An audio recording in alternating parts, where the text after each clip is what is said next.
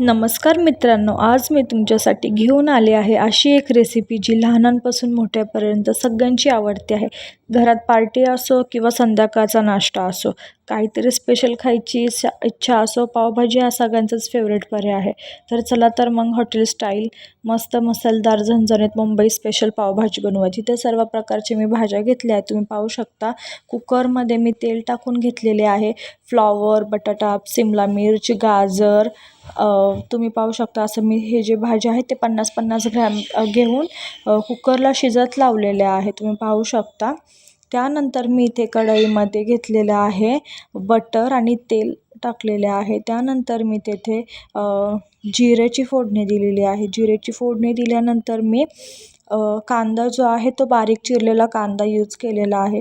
कांदा चांगला ब्राऊन होईपर्यंत फ्राय करायचा आहे. कांदा चांगला ब्राऊन झाला की त्यानंतर पावभाजी मसाला, गरम मसाला, मिरची पावडर, धना पावडर, जिरे पूड आणि अद्रक लसूण पेस्ट, कोथिंबीरची जी पेस्ट आहे ती टाकून घेतलेली आहे. त्यानंतर जी भाजी बॉईल केलेली आहे ती भाजी पूर्ण निथळून घ्यायची आहे.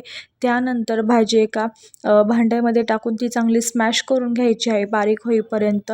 मी येथे वाटाणा, फ्लॉवर, सिमला मिरची, गाजर, बीट हे सर्व भाज्या 50-50 ग्राम घेतल्या आहेत. त्यानंतर इथं भाजी स्मॅश करून झालेली आहे आणि पावभाजीसाठी जो मेन मसाला असतो तो सुद्धा छान असा फ्राय झालेला आहे, तुम्ही व्हिडिओ दाखवल्याप्रमाणे पाहू शकता.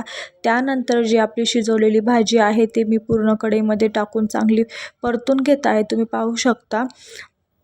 अशा प्रकारे जी पावभाजी आहे ती चांगली एकजीव करून घ्यायची आहे, म्हणजे जेणेकरून घट्ट आणि असं पातळ त्याचा जो बॅलन्स आहे तो व्यवस्थित परफेक्ट झाला पाहिजे. तुम्ही पाहू शकता अशा प्रकारे पूर्ण मी अशी भाजी जी आहे ती मिक्स करून घेतलेली आहे.